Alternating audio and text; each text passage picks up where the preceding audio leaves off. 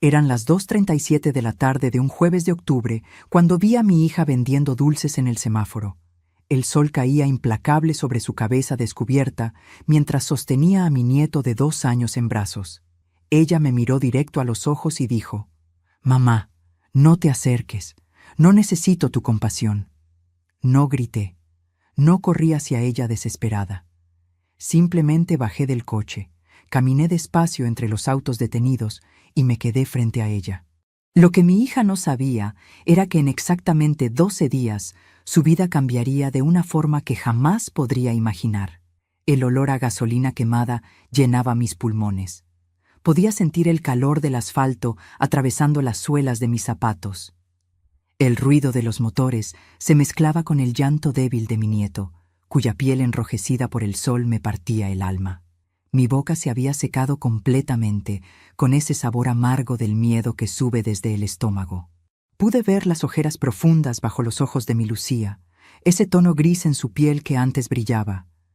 Sus manos temblaban al sostener la caja de chicles. «¿Dónde están las joyas que te di?», pregunté, manteniendo mi voz firme. Eran las esmeraldas de mi abuela, las perlas que heredé de mi madre, el collar de oro que recibí el día de mi matrimonio. Lucía bajó la mirada. Pude ver cómo sus labios se agrietaban cuando habló. «Mi suegra las robó todas, mamá. Me acusó de venderlas yo misma. Roberto me creyó a ella, no a mí. Me echó de casa hace 3 semanas». El semáforo cambió a verde. Los conductores comenzaron a tocar las bocinas. Alguien gritó que nos quitáramos del camino, pero yo permanecí allí, sintiendo cómo el sudor corría por mi espalda, escuchando la respiración agitada de mi nieto, viendo las lágrimas que mi hija se negaba a derramar. «Sube al coche», dije con una calma que no sentía. «Nunca más pasarás por esto». Pero déjame reformularlo. Para entender cómo mi hija terminó en ese cruce, vendiendo dulces bajo un sol de 38 grados con mi nieto enfermo en brazos, necesito llevarte 6 años atrás, al día en que conoció a Roberto Sandoval. Eran las 7:15 de la noche de un sábado cuando Lucía llegó a casa flotando, literalmente flotando. Sus pies apenas tocaban el suelo de la cocina donde yo preparaba la cena. El aroma del guiso de lentejas llenaba la casa, ese mismo guiso que había preparado todos los sábados durante 35 años. Pude ver en sus ojos ese brillo peligroso, ese brillo que solo aparece cuando una mujer se enamora del hombre equivocado. «Mamá, conocí a alguien especial», me dijo, dejando caer su bolso de tela sobre la mesa. Yo seguí revolviendo las lentejas, sintiendo el calor del vapor en mi cara. No miré hacia ella todavía. Algo en mi estómago se contrajo. «¿Cómo se llama?», pregunté, aunque una parte de mí no quería saber. Roberto Sandoval. Tiene 32 años, trabaja en una importadora de autos». «Mamá, es diferente a todos». Lo que Lucía no sabía entonces era que Roberto Sandoval ya estaba casado. Bueno, técnicamente separado, según él. Pero su esposa, una mujer llamada Daniela Méndez, todavía vivía en la casa que compartían. Todavía usaba su apellido. Todavía esperaba que él volviera. Yo descubrí esto una semana después, cuando investigué por mi cuenta. Llamé a una amiga que trabajaba en el registro civil. Le di el nombre completo. Ella me devolvió la información en 2 días. Roberto Sandoval Fuentes, casado desde hace 8 años con Daniela Méndez Rojas. 2 hijas. Una casa en Las Palmas. ¿Sabes qué fue lo peor? Cuando confronté a Lucía con esta información, ella me miró con una frialdad que nunca había visto en sus ojos. Me dijo textualmente: «Mamá, te estás metiendo en mi vida. Roberto ya me explicó todo. Su matrimonio está muerto. Solo es un papel». Ese fue el primer momento en que perdí a mi hija. No físicamente, pero sí emocionalmente. Fue como ver cómo una niebla espesa la envolvía y la alejaba de mí, metro a metro, hasta que ya no pude alcanzarla. Respiré profundamente, lista para finalmente decirle toda la verdad sobre Roberto. Pero entonces entró él por la puerta principal, como si esta fuera su casa, como si tuviera derecho. Traía flores en la mano, rosas rojas, 24 exactamente. El tipo de regalo que los hombres dan cuando están comprando algo más que amor. Señora Patricia, dijo con esa sonrisa que aprendí a odiar. Qué gusto verla. Mantuve la cabeza en alto. Sonreí educadamente. Acepté las 2 besas en la mejilla que me dio, aunque mi piel se erizó al sentir su colonia cara, mezclada con el olor a cigarro. No allí, no delante de Lucía. Solo cuando esa noche cerré la puerta de mi habitación, cuando nadie podía verme ni escucharme, me permití llorar hasta que me dolió el pecho. Pasaron 3 meses. En esos 3 meses vi cómo Roberto se instalaba en la vida de mi hija como un parásito elegante. Llegaba con regalos, un vestido de Zara, un perfume francés, zapatos de tacón que Lucía nunca se había podido comprar con su salario de maestra. Ella brillaba con cada regalo, sin ver el precio real que estaba pagando. Un martes, eran exactamente las 10:23 de la mañana, recibí una llamada de Daniela Méndez, la esposa, o exesposa, o lo que fuera que Roberto le había hecho creer que era. Señora Patricia, su voz sonaba cansada al teléfono. Necesito hablar con usted sobre Roberto y su hija. Nos encontramos en una cafetería del centro. Eran las 3:00 de la tarde de ese mismo martes. Daniela llegó con fotografías, muchas fotografías. Roberto con sus 2 hijas en el parque. Roberto en la cena de Navidad familiar. Roberto firmando documentos bancarios apenas 2 semanas antes. Roberto durmiendo en la misma cama matrimonial que supuestamente había abandonado. El café que pedí se enfrió en la taza mientras Daniela hablaba. Pude saborear la amargura en mi boca, aunque no había probado ni un sorbo. El sonido de las cucharas golpeando las tazas a nuestro alrededor se sentía lejano. Mis manos temblaban al sostener las fotografías.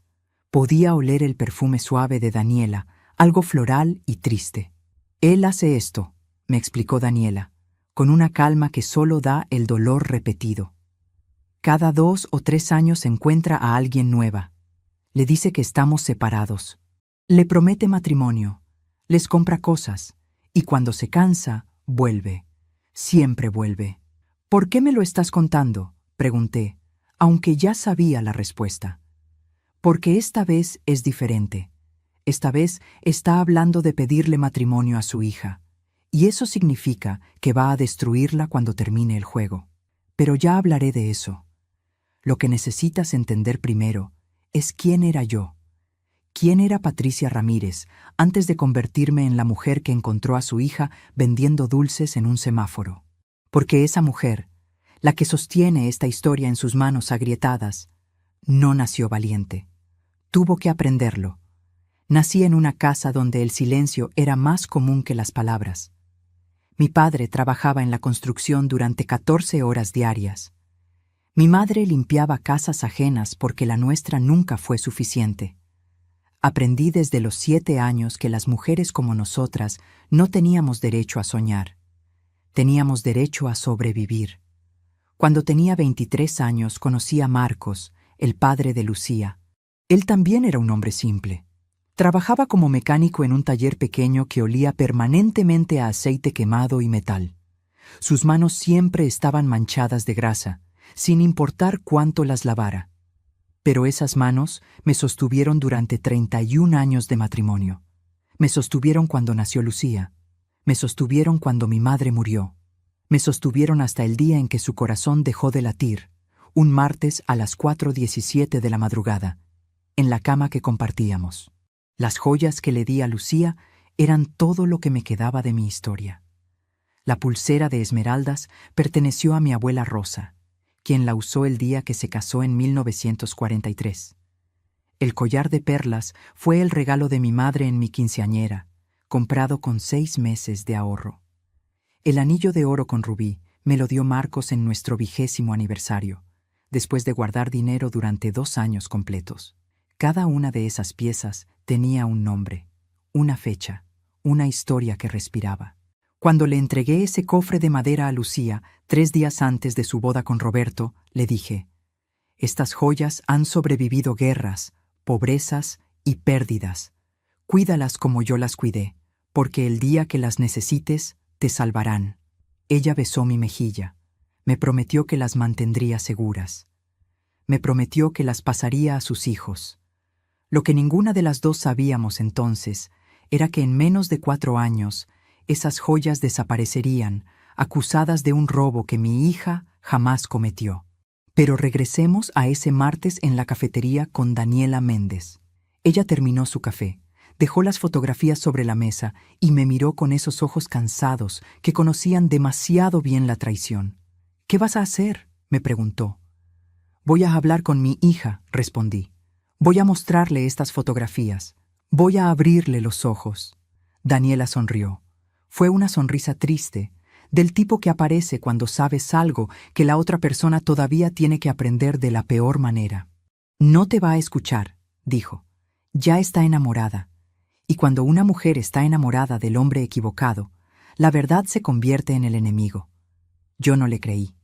Todavía pensaba que mi relación con Lucía era lo suficientemente fuerte, que 28 años de ser su madre pesaban más que 3 meses con un hombre mentiroso. Estaba completamente equivocada. Esa noche eran las 8:52 cuando Lucía llegó a casa. Yo había preparado su cena favorita, pollo al horno con papas doradas, ese plato que le encantaba desde niña. El olor llenaba la cocina. Puse la mesa con cuidado, encendí las velas. Quería que todo fuera perfecto antes de destruir su mundo. «Lucía, necesito mostrarte algo», comencé, con las fotografías ya dispuestas sobre la mesa. Ella se acercó. Vi el momento exacto en que sus ojos reconocieron a Roberto en las imágenes. El momento en que vio la fecha impresa en la esquina, 2 semanas atrás. El momento en que entendió que todo era una mentira. Respiré profundamente, lista para finalmente abrazarla, para consolarla, para decirle que estaría bien. Pero entonces su teléfono sonó. «Roberto». Ella contestó sin pensarlo. «Mi amor, estoy con mi mamá». «Sí, ya voy para allá». Cuando colgó, me miró con una expresión que jamás olvidaré. No era tristeza, no era confusión, era frialdad pura. «Roberto ya me explicó todo esto», dijo, empujando las fotografías hacia mí como si fueran basura. «Daniela está obsesionada con él. Manipula fechas en las fotos. Ha estado acosándolo durante meses». «Lucía, hay 47 fotografías aquí. Diferentes fechas, diferentes lugares. ¿Todas son falsas?». Roberto no me mentiría. Esas 4 palabras cayeron sobre la mesa. Rebotaron contra los platos que había preparado con tanto cuidado. Recorrieron las paredes donde colgaban las fotos de Lucía desde bebé. Subieron por las escaleras donde le había enseñado a caminar, a leer, a ser fuerte. Y no significaron nada. Lucía tomó su bolso y caminó hacia la puerta.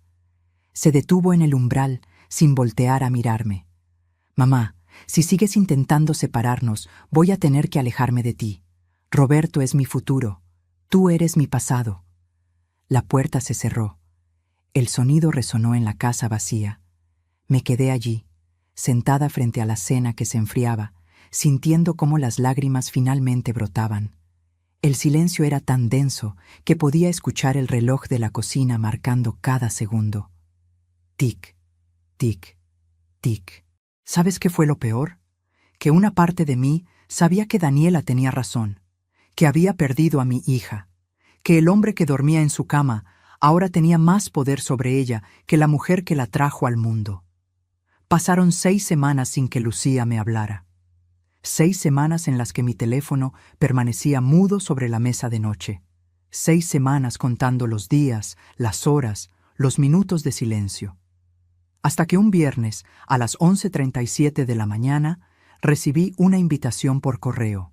Papel blanco elegante, letras doradas en relieve.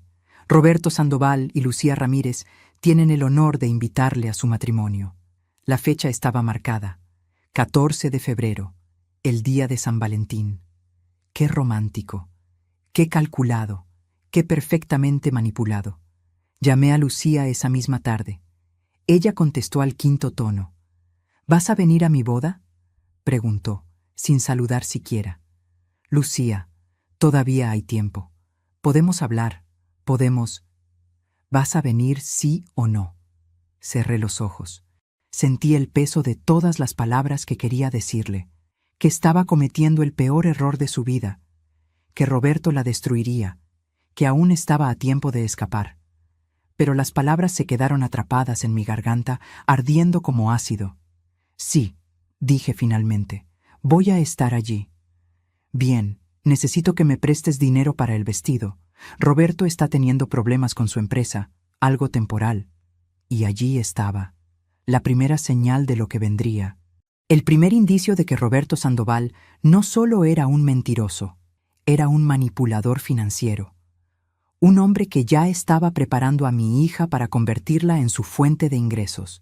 Le presté 12,000 pesos para el vestido, dinero que había ahorrado durante 3 años vendiendo pasteles los fines de semana. Dinero que pensaba usar para arreglar el techo de mi casa, que goteaba cada vez que llovía. Lucía tomó el dinero, me dio las gracias y colgó. No hubo te quiero. No hubo gracias por siempre estar ahí. Solo el sonido de la línea cortándose, dejándome otra vez en ese silencio que se había vuelto mi compañero constante. La boda fue exactamente como imaginé, elegante, cara y completamente pagada con dinero que no era de Roberto. La familia de él apareció en masa. Una madre alta y delgada, vestida de azul marino, con una sonrisa que no llegaba a sus ojos. Un padre ausente en espíritu, aunque presente en cuerpo. Y hermanos. Muchos hermanos que miraban a Lucía como si fuera una intrusa en su círculo dorado. Pero la que más me impactó fue Irma Sandoval, la madre de Roberto, la mujer que 6 años después robaría las joyas de mi hija y destruiría su vida. Eran las 6:15 de la tarde cuando la conocí formalmente. La ceremonia había terminado. Los invitados se mezclaban en el jardín del salón. Yo estaba sola, de pie junto a una mesa, sosteniendo una copa de vino blanco que no pensaba beber. Llevaba el mismo vestido azul claro que usé en mi propia boda, remendado en las costuras, pero limpio y digno. Irma se acercó. Olía a perfume francés, ese tipo de fragancia que cuesta más que mi renta mensual. Sus ojos me recorrieron de arriba abajo, evaluando cada centímetro de mi ropa modesta, de mis zapatos viejos, de mi cartera de tela. «Así que tú eres la madre de Lucía», dijo. No fue una pregunta, fue una declaración, una clasificación. «Patricia Ramírez», respondí, extendiendo mi mano. Ella la estrechó brevemente, sus dedos estaban fríos. Podía sentir los anillos de diamantes presionando contra mi piel. «Espero que tu hija entienda la responsabilidad de casarse con un Sandoval», dijo, con una sonrisa que era puro hielo. «Somos una familia de tradición. Tenemos expectativas». En realidad, lo que estaba diciendo era: «Tu hija no es suficiente para mi hijo, nunca lo será». Mantuve mi compostura. Sonreí educadamente. Dije algo apropiado sobre lo feliz que estaba por los novios. Pero por dentro, algo se quebró. Porque vi en los ojos de Irma Sandoval el mismo desprecio que había visto toda mi vida en los ojos de gente que tenía más dinero, más poder, más todo.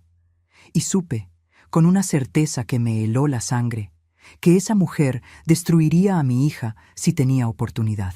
Lo que no sabía entonces era cuán pronto llegaría esa oportunidad. Los primeros 6 meses del matrimonio de Lucía fueron una mentira perfectamente construida. Ella me llamaba cada domingo a las 10:00 de la mañana exactamente.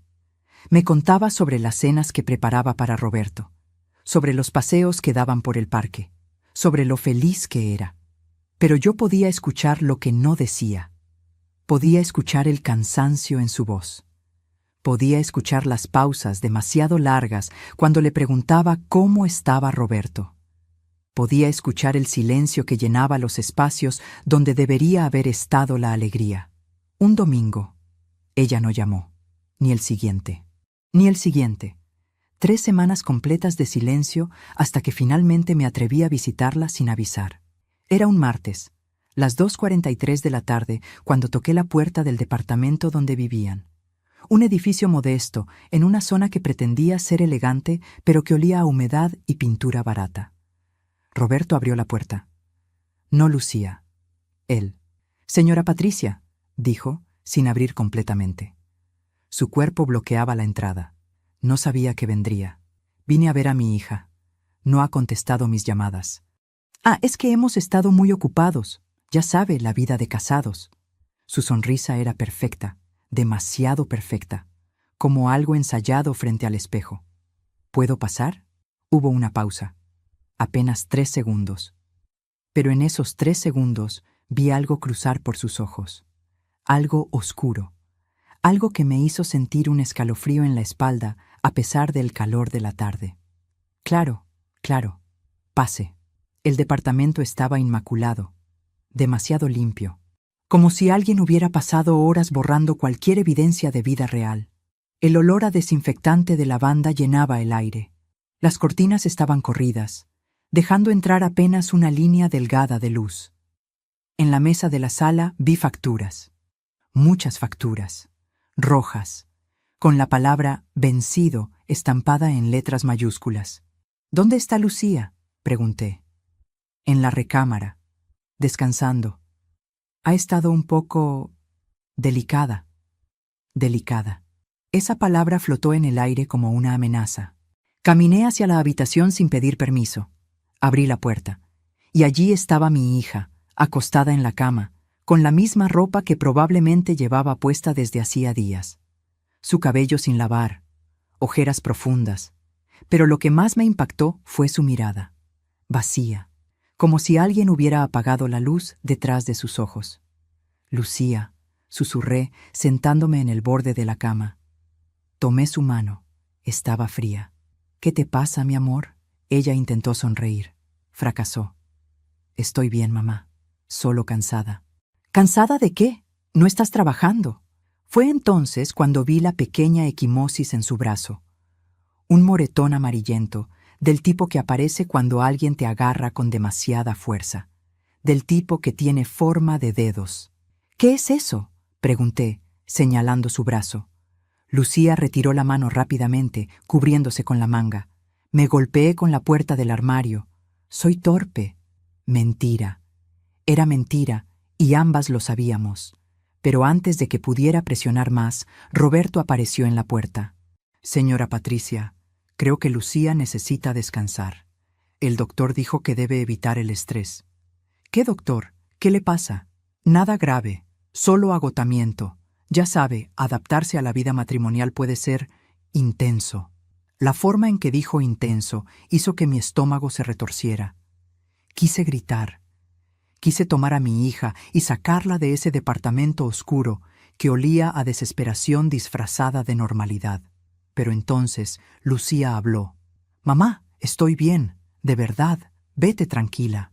Respiré profundamente, lista para finalmente llevarme a Lucía de allí, para decirle que empacara sus cosas y viniera a casa conmigo. Pero entonces Roberto puso su mano sobre el hombro de mi hija. Un gesto que para cualquier observador parecía cariñoso. Para mí fue una advertencia, una marca de propiedad. Y Lucía se encogió bajo ese toque. Me fui de ese departamento con el corazón destrozado y 3 certezas. Mi hija estaba en peligro. Roberto era más que un mentiroso, y yo no tenía absolutamente ningún poder para salvarla si ella no quería ser salvada. ¿También te ha pasado esto? ¿Haber visto a alguien que amas destruirse lentamente y no poder hacer nada? Comparte tu historia en los comentarios. Necesito saber que no estoy sola en esto. 2 meses después, un jueves a las 9:17 de la noche, Lucía apareció en mi puerta. Estaba lloviendo. Ella estaba empapada, temblando, con una pequeña maleta en la mano. «Mamá», fue todo lo que dijo antes de desplomarse en mis brazos. La llevé adentro. Le preparé té caliente, le di ropa seca y esperé. Esperé a que estuviera lista para hablar. Podía oler la lluvia en su cabello. Podía sentir cómo temblaba incluso después de estar envuelta en mantas. Podía ver las nuevas líneas de preocupación en su rostro, líneas que no existían 6 meses atrás. «Me dejó», dijo finalmente con la voz quebrada. Dijo que soy una inútil, que no sirvo para nada, que su madre tenía razón sobre mí. ¿Qué tiene que ver Irma en esto?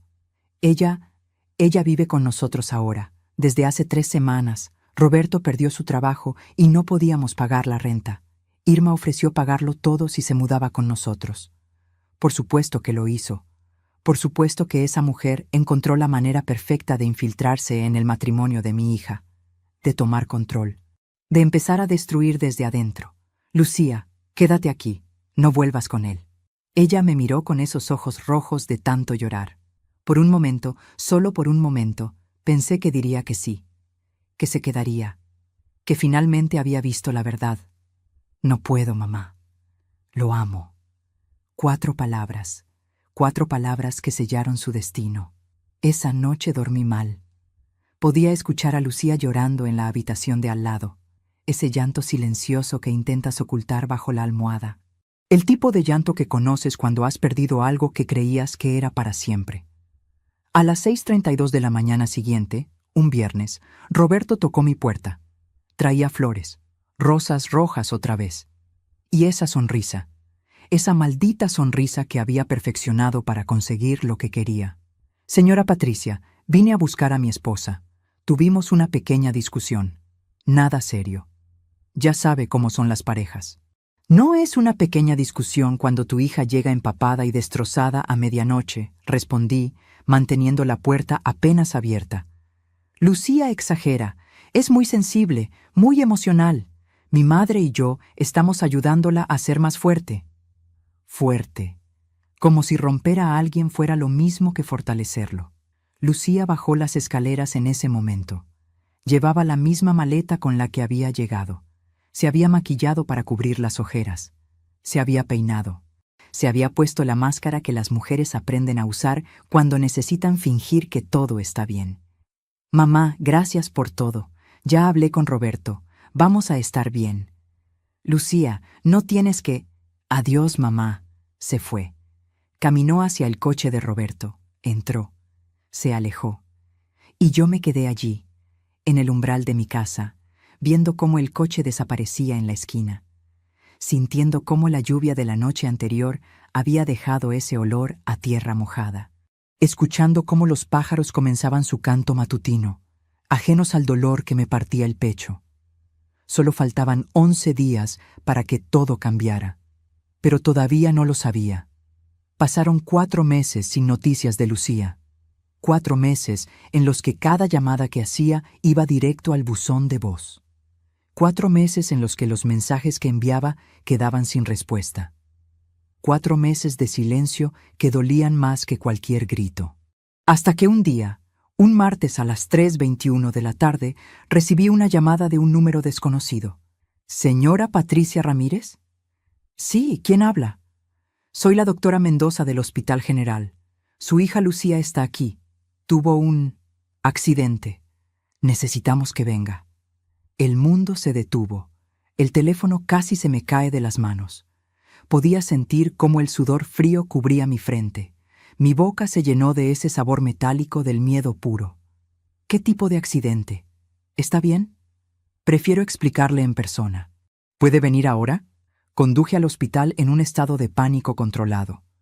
Mis manos temblaban en el volante. El tráfico parecía moverse en cámara lenta. Cada semáforo en rojo era una eternidad. Cada metro que avanzaba sentía como si estuviera caminando hacia mi peor pesadilla. Cuando llegué a la habitación, encontré a Lucía con el brazo izquierdo enyesado, un corte sobre la ceja derecha, cerrado con 3 puntos, y algo peor, una mirada de absoluta vergüenza. ¿Qué pasó?, pregunté, tomando su mano libre. Me caí por las escaleras. Mentira. Lucía, dime la verdad. Ella cerró los ojos, apretó los labios, y finalmente, después de lo que pareció una eternidad, habló. Roberto empujó a Irma durante una discusión. Yo me interpuse. Él no me vio. Fue un accidente.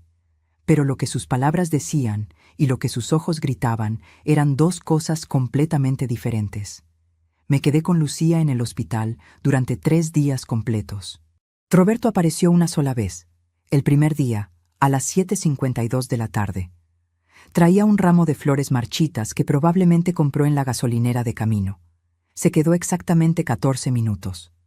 Pasó 12 de esos minutos hablando por teléfono con alguien sobre un negocio. Los otros 2 minutos los dedicó a darle un beso rápido a Lucía en la frente y decirle que tenía que irse. Irma nunca apareció. Cuando dieron de alta a Lucía, ella insistió en volver al departamento. Yo insistí en llevarla a mi casa. Discutimos durante 40 minutos en el estacionamiento del hospital. El sol de la tarde nos golpeaba sin piedad. Podía sentir el calor del asfalto subiendo a través de mis zapatos. El olor a medicinas y desinfectante todavía impregnaba la ropa de Lucía. «Mamá, por favor, mi lugar está con mi esposo. Tu esposo te puso en el hospital. Fue un accidente, ya te lo expliqué. Lucía, los accidentes no dejan moretones con forma de manos en los brazos». Ella se quedó callada. Bajó la mirada hacia sus pies. Vi cómo sus dedos apretaban el asa de la pequeña bolsa con sus pertenencias. Respiré profundamente, lista para finalmente obligarla a ver la verdad, para llevarla a la policía, para hacer una denuncia. Pero entonces su teléfono sonó. «Roberto». Otra vez. Ella contestó. Escuché su voz del otro lado. «¿Dónde estás?» «Mi madre preparó la cena. Te estamos esperando». Mi madre. Como si Irma fuera la matriarca de una familia feliz y no la arquitecta de una pesadilla.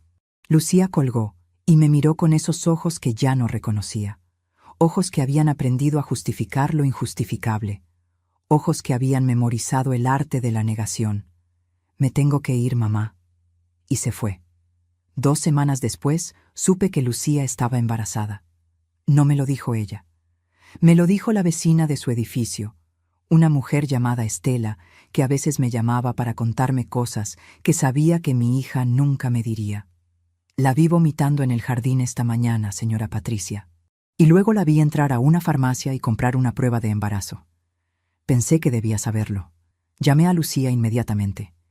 Eran las 11:07 de la mañana de un miércoles. «¿Es verdad?», pregunté sin saludar. Silencio. Un silencio largo que confirmaba todo. «Sí», dijo finalmente. «Estoy de 6 semanas. ¿Y Roberto lo sabe?» «Se lo dije ayer. Él está feliz, mamá. Dijo que un bebé es exactamente lo que necesitamos». «Sao, lo que Roberto necesitaba», pensé pero no dije, era otra forma de atar a mi hija a él, otra cadena para asegurarse de que nunca escapara. «Quiero verte», dije. «Quiero que vengas a comer el domingo. Vamos a celebrarlo». Por primera vez en meses, Lucía aceptó. El domingo llegó con un cielo despejado y una temperatura agradable. Yo había pasado todo el sábado preparando la comida favorita de Lucía: tamales de pollo, arroz rojo, frijoles refritos y flan de vainilla. La casa olía a comida casera y a esperanza. Puse la mesa con el mantel bordado que mi madre me dejó. Coloqué flores frescas en el centro. Quería que todo fuera perfecto. Lucía llegó sola, sin Roberto, sin Irma, solo ella, con un vestido floreado que ocultaba apenas su pequeño vientre en crecimiento. Roberto tenía trabajo, explicó antes de que yo preguntara, e Irma fue a visitar a su hermana. Mentiras. Probablemente, pero no importaba. Por primera vez en mucho tiempo, tenía a mi hija para mí sola. Comimos, hablamos. Ella me contó sobre los síntomas del embarazo, las náuseas matutinas, el cansancio constante, los antojos extraños. Yo le conté historias de cuando estaba embarazada de ella, momentos dulces rescatados de un pasado que parecía pertenecer a otras personas.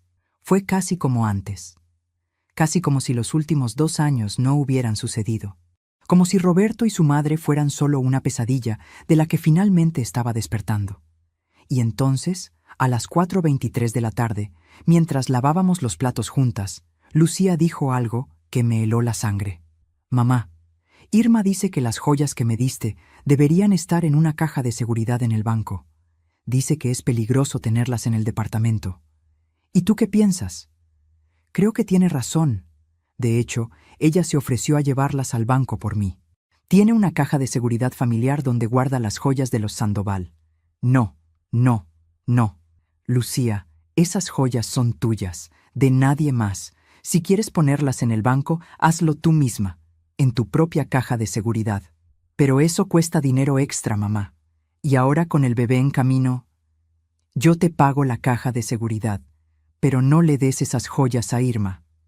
Vi la duda cruzar por su rostro. Vi cómo sus manos se detenían sobre el plato que estaba lavando. El agua corría sobre sus dedos. Podía escuchar el goteo del grifo mal cerrado. Podía oler el jabón de limón que siempre usaba para lavar. ¿Por qué no confías en ella?, preguntó Lucía. Porque no confío en nadie que intenta separar a una madre de su hija. Ella no está haciendo eso.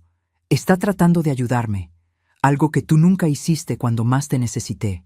Esas palabras me golpearon como puños físicos. Retumbaron en la cocina. Rebotaron contra las paredes que yo había pintado con mis propias manos. Recorrieron el pasillo donde había colgado las fotos de Lucía desde bebé. Subieron las escaleras que había limpiado durante 30 años. Y dolieron más que cualquier golpe físico que hubiera recibido en mi vida. Lucía, yo siempre he estado aquí. Estuviste aquí juzgándome, juzgando a Roberto, tratando de destruir mi matrimonio desde el primer día. Estuve aquí tratando de protegerte. No necesito tu protección, mamá. Necesito tu apoyo. Y si no puedes dármelo, entonces quizás es mejor que no nos veamos por un tiempo. Se quitó el delantal. Tomó su bolso. Caminó hacia la puerta con esa dignidad prestada que había aprendido de la familia Sandoval. Esa frialdad que no era suya pero que había adoptado como armadura. Gracias por la comida, dijo sin voltear a mirarme. Y se fue. Me quedé en esa cocina llena de platos a medio lavar y comida sobrante que había preparado con tanto amor. Las lágrimas vinieron, silenciosas, calientes, imparables. Me dejé caer en una silla y lloré hasta que no me quedaron más lágrimas. ¿Sabes qué fue lo peor? Que sabía exactamente lo que iba a pasar. Sabía que Irma tomaría esas joyas. Sabía que las usaría para controlar a mi hija. Sabía que este era solo el principio de algo mucho peor. Y no podía hacer absolutamente nada para detenerlo. Solo faltaban 9 días para el momento que cambiaría todo. Pero todavía no había llegado. 3 meses después, Lucía dio a luz a un niño, Santiago. Pesó 2 kilos. Tenía los ojos de mi hija y la boca de su padre. Yo me enteré 2 días después del parto, por Facebook. Una foto de Roberto sosteniendo al bebé, con el título «Bienvenido al mundo, campeón». Ni una llamada, ni un mensaje, ni una invitación para conocer a mi nieto. Esperé una semana. Luego fui al hospital sin avisar. Era un jueves a las 10:34 de la mañana. Llevaba un regalo, una manta tejida a mano que había estado haciendo durante meses, esperando este momento. Cada puntada llevaba una oración. Cada hilera representaba un día de espera. Cuando llegué a la habitación privada donde estaban, encontré a Irma sentada en la silla junto a la cama de Lucía. Ella sostenía a Santiago. No Lucía, no la madre, la abuela paterna. «Patricia», dijo Irma sin sonreír. «¡Qué sorpresa! Vine a conocer a mi nieto. Lucía está descansando. El parto fue difícil.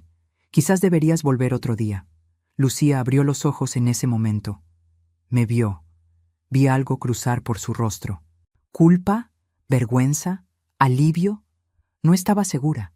«Mamá», dijo débilmente. «Mi amor, vine a conocer a Santiago». Irma no se movió. Siguió sosteniendo al bebé como si fuera su propiedad, como si tuviera más derecho sobre él que yo. Mantuve la cabeza en alto. Mantuve la sonrisa en mi rostro. No allí, no delante de ella, no le daría la satisfacción de verme rota. Caminé hacia la cuna donde debería haber estado el bebé y coloqué allí la manta que había tejido. «Esto es para Santiago», dije. «Para cuando tenga frío». «¡Qué lindo detalle!», dijo Irma con una voz que goteaba condescendencia. «Aunque ya le compramos 15 mantas de cachemira importadas. Pero seguro encontraremos algún uso para esta». Lucía no dijo nada. Solo cerró los ojos. Como si al no verme pudiera hacer que yo desapareciera. Como si al fingir que dormía pudiera evitar tomar partido entre su madre y su suegra. Pero su silencio fue peor que cualquier palabra cruel que Irma hubiera dicho. «Me voy», dije. «Lucía, cuando quieras verme, sabes dónde encontrarme». Salí de esa habitación con la dignidad intacta. Caminé por el pasillo del hospital con la espalda recta. Tomé el elevador. Crucé el vestíbulo. Llegué a mi coche en el estacionamiento.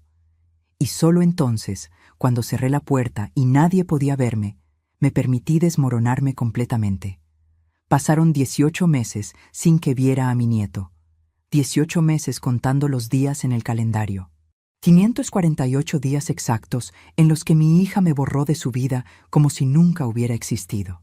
Hasta que un lunes, a las 8:42 de la mañana, recibí una llamada de Lucía. Su voz sonaba extraña, controlada, como si estuviera leyendo de un guión.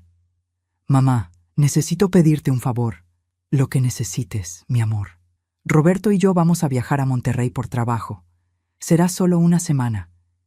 Irma dice que es demasiado para ella cuidar a Santiago sola. ¿Podrías quedarte con él?»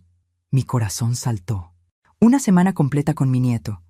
7 días para recuperar el tiempo perdido, para abrazarlo, para conocerlo, para ser la abuela que no me habían dejado ser. «Sí», dije, quizás demasiado rápido. «Por supuesto que sí». «Bien, te lo llevamos mañana a las 7:00 de la mañana». Pasé todo ese día y toda esa noche preparando la casa. Compré pañales, toallitas, leche de fórmula. Saqué los juguetes viejos de Lucía que había guardado durante años. Limpié cada rincón.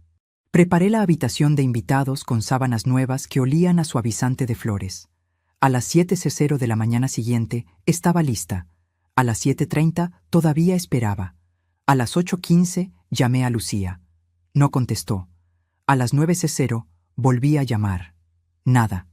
Finalmente, a las 10:47 de la mañana llegaron. Roberto manejaba. Irma iba en el asiento del pasajero. Lucía atrás con Santiago en su silla de bebé. Salí corriendo de la casa, abrí la puerta trasera del coche, y allí estaba él, mi nieto, 18 meses. Cabello oscuro y rizado, ojos enormes color café, mejillas rosadas. «Hola, mi amor», susurré, desabrochando el cinturón de seguridad. Él me miró con curiosidad, no con miedo, no con rechazo, solo con la inocencia de alguien que todavía no ha aprendido a odiar. «Mamá, escucha bien», dijo Lucía, bajándose del coche. Me entregó una lista escrita a mano en 3 páginas. Aquí está todo: sus horarios de comida, de siesta, de baño, los números de emergencia, las alergias, las instrucciones de Irma sobre... ¿Las instrucciones de Irma? Ella ha estado cuidándolo desde que nació. Sabe lo que es mejor para él. Por supuesto. Por supuesto que Irma había tomado control hasta de eso. Roberto ni siquiera bajó del coche. Mantuvo el motor encendido. Irma tampoco se movió. Solo giró la cabeza para mirarme a través de la ventana, con esa sonrisa fría que había perfeccionado. «Una semana, mamá. Volvemos el próximo martes», dijo Lucía, dándome un beso rápido en la mejilla. «Cuídalo bien».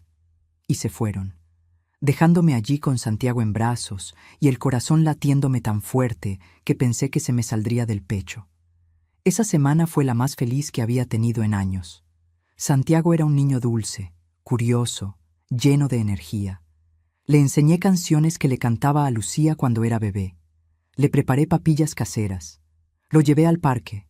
Le leí cuentos antes de dormir. Cada mañana despertaba a las 6:30 cuando él empezaba a balbucear en su cuna.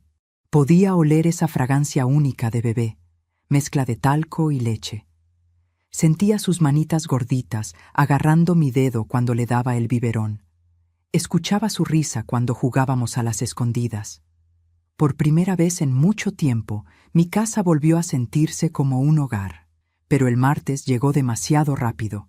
A las 6:00 de la tarde exactamente, tocaron la puerta. Abrí con Santiago en brazos. Era solo Roberto, ni Lucía, ni Irma. «Vine por el niño», dijo sin saludar. «¿Dónde está Lucía?» «En casa, descansando». El viaje fue agotador. Algo no estaba bien. Podía sentirlo en la forma en que Roberto evitaba mirarme a los ojos, en la forma en que sus manos tamborileaban impacientes sobre sus piernas, en el olor a alcohol que emanaba de su aliento. «¿Estás bien para manejar?», pregunté. «Estoy perfectamente bien.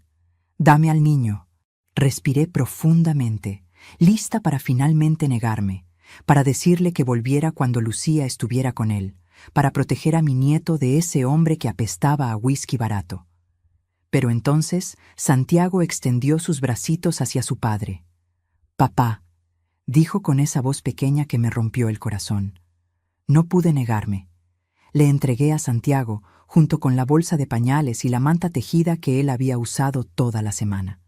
Roberto se fue sin dar las gracias, sin decir adiós, sin nada. Y la casa volvió a estar vacía, silenciosa, fría. 2 semanas después, un viernes a las 2:13 de la tarde, Estela volvió a llamarme. «Señora Patricia, necesita venir. Hay algo que debe ver». «¿Qué pasa?» «Solo venga, por favor». Conduje hasta el edificio de Lucía con el estómago retorcido de ansiedad. Estela me esperaba en el lobby. Su rostro estaba pálido. Sus manos temblaban. Anoche escuché gritos, muchos gritos. Esta mañana vi a 2 policías salir del departamento. Y hace 1 hora vi a Lucía salir con Santiago y 2 maletas. Estaba llorando. Subí las escaleras corriendo. Toqué la puerta. Nadie contestó. Volví a tocar. Nada. Llamé a Lucía, directo al buzón. Llamé a Roberto. Apagado. Mientras te cuento esto desde esta cocina donde ahora estoy sola otra vez, me pregunto desde dónde me estarás escuchando. Escribe el nombre de tu ciudad en los comentarios. Necesito saber que mis palabras están llegando a alguien, que no estoy hablando al vacío. Pasé 3 días intentando localizar a Lucía. 3 días de llamadas sin respuesta. 3 días de mensajes ignorados. 3 días de silencio que se sentía como morir lentamente. Hasta que el lunes a las 11:52 de la noche, mi teléfono sonó. Número desconocido. «¿Señora Patricia?» «Sí, ¿quién habla?» «Soy la trabajadora social del DIF. Estamos con su hija Lucía Ramírez. Ella está en una situación complicada. Dice que usted es la única persona a quien puede llamar». «¿Dónde está? Voy para allá». Me dio la dirección de un albergue temporal. Un lugar para mujeres en crisis. Llegué en 23 minutos exactos. El edificio era gris, con rejas en las ventanas. El olor a desinfectante industrial llenaba el aire. Las luces fluorescentes parpadeaban en el pasillo. Lucía estaba sentada en una habitación pequeña con paredes blancas. Santiago dormía en sus brazos. Ella tenía un moretón nuevo en el pómulo izquierdo. Los labios partidos. El ojo derecho hinchado. No pregunté qué pasó. No en ese momento. Solo me senté junto a ella y la abracé. Sentí cómo su cuerpo temblaba contra el mío. Escuché sus sollozos silenciosos. Olí el sudor del miedo en su piel. «Mamá», susurró finalmente. Las joyas desaparecieron. «¿Qué?» Le di a Irma el cofre completo hace 2 meses. Me dijo que lo guardaría en la caja de seguridad del banco familiar, que estaría más seguro allí. Pero ayer, cuando le pedí que me lo devolviera porque necesitaba vender algo para comprar leche para Santiago, ella dijo que yo ya las había vendido, que ella nunca recibió ningún cofre. Mi sangre se congeló.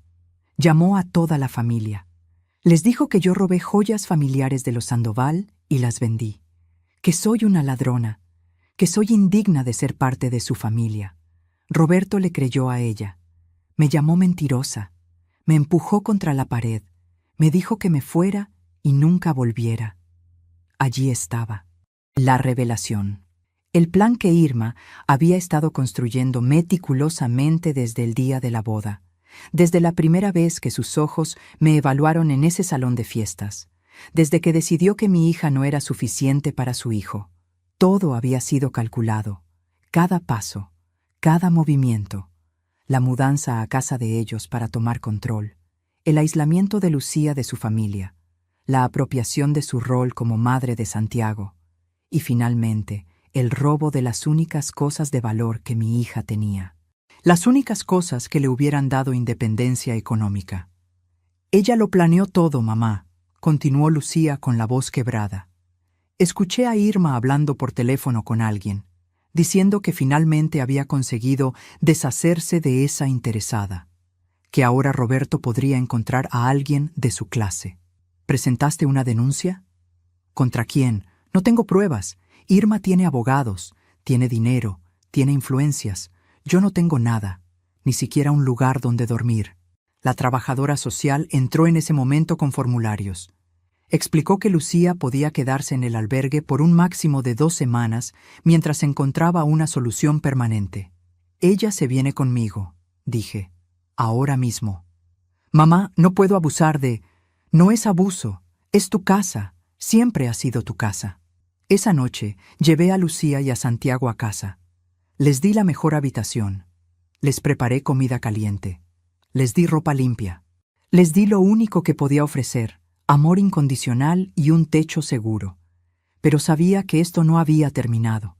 Sabía que Irma no dejaría las cosas así. Sabía que vendría por más. Y tenía razón. Solo faltaban 8 días para el momento que cambiaría todo. Para ese jueves a las 2:37 de la tarde, cuando vería a mi hija vendiendo dulces en el semáforo, con mi nieto en brazos bajo el sol implacable. Pero todavía no había llegado. Lucía y Santiago se instalaron en mi casa como 2 náufragos que finalmente encuentran tierra firme. Los primeros 3 días fueron casi perfectos. Cocinaba para ellos. Cuidaba a Santiago mientras Lucía descansaba. Por las noches nos sentábamos en la sala y hablábamos. Realmente hablábamos. Por primera vez en años, mi hija me contaba la verdad. Me contó sobre las noches en que Roberto llegaba borracho y rompía cosas, sobre cómo Irma la criticaba constantemente, su forma de cocinar, de vestirse, de criar a Santiago, sobre cómo le habían quitado su teléfono durante semanas diciendo que gastaba demasiado tiempo en tonterías, sobre cómo controlaban cada peso que gastaba, sobre cómo la hacían sentir que estaba loca cada vez que cuestionaba algo. Cada revelación era un cuchillo en mi corazón. Cada historia confirmaba lo que había temido desde el principio. Pero el 4.º día, todo cambió. Eran las 9:23 de la mañana de un jueves cuando Roberto apareció en mi puerta. No tocó, golpeó, puños contra la madera. Cada impacto hacía temblar el marco. «Abre la puerta, Patricia, sé que están ahí». Lucía estaba en la cocina dándole desayuno a Santiago. La vi palidecer al escuchar la voz de Roberto. Vi cómo sus manos empezaban a temblar. Vi cómo Santiago dejaba de comer, asustado por los gritos. «No abras, mamá», susurró. «Tengo que hacerlo o derribará la puerta». Abrí. Roberto estaba desaliñado, barba de 3 días, camisa arrugada, ojos rojos e inyectados. El olor a alcohol era tan fuerte que me hizo retroceder. «Vengo por mi hijo», dijo, intentando entrar. Bloqueé la puerta con mi cuerpo. «No estás en condiciones de llevarte a nadie. Ese es mi hijo. Lucía no tiene derecho a secuestrarlo». Lucía no secuestró a nadie. Ella es su madre. Tiene todo el derecho. Ella es una ladrona. Mi madre tiene pruebas. Va a presentar cargos. Va a quitarle la custodia. Ese niño vendrá conmigo de todas formas. ¿Sabes qué fue lo peor? La sonrisa que apareció en su rostro cuando dijo eso. Una sonrisa de victoria anticipada, como si ya hubiera ganado. «Roberto, vete. Cuando estés sobrio podemos hablar». Él dio un paso adelante. Yo no me moví. Nos quedamos así, en el umbral, midiendo fuerzas. Podía sentir mi corazón latiendo en mis oídos. Podía saborear el miedo metálico en mi boca. Podía ver la locura bailando detrás de sus ojos. «Esto no se va a quedar así», dijo finalmente, retrocediendo. «Mi madre tiene abogados, buenos abogados. Van a destruir a Lucía en los tribunales. Y cuando termine, no solo perderá a Santiago, perderá todo». Se fue. Pero sus palabras quedaron flotando en el aire como humo tóxico. Esa tarde, a las 3:47, recibimos la primera carta del abogado de Irma. Demanda por custodia de Santiago. Acusaciones de negligencia maternal. Acusaciones de robo. Acusaciones de inestabilidad mental. Lucía leyó el documento con las manos temblando tanto que apenas podía sostener el papel. «No tengo dinero para un abogado, mamá. No tengo nada. Van a quitarme a mi hijo». «No van a quitarte nada. Yo venderé la casa si es necesario. Conseguiremos un abogado. Pelearemos esto». Pero la verdad era más complicada. Consulté con 3 abogados esa misma semana. Los 3 me dijeron lo mismo, sin pruebas de que Irma robó las joyas, sin evidencia documentada del abuso de Roberto.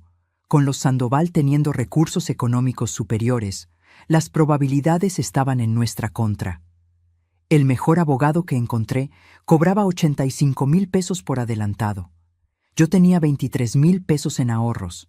Mi pensión era de 4,500 pesos mensuales. La casa valía quizás 800,000 pesos, pero venderla tomaría meses. ¿Y Lucía? Lucía no tenía absolutamente nada, ni trabajo, ni ahorros. Ni siquiera identificación porque Roberto se la había quitado hacía meses, diciendo que la guardaría en un lugar seguro. Pasaron 5 días buscando opciones. 5 días de llamadas a oficinas de ayuda legal, 5 días de puertas cerradas y respuestas negativas. Hasta que el quinto día, un martes a las 11:34 de la mañana, Lucía me dijo algo que me partió el alma. «Mamá, voy a salir a buscar trabajo, lo que sea, vendré dinero, haré lo que tenga que hacer.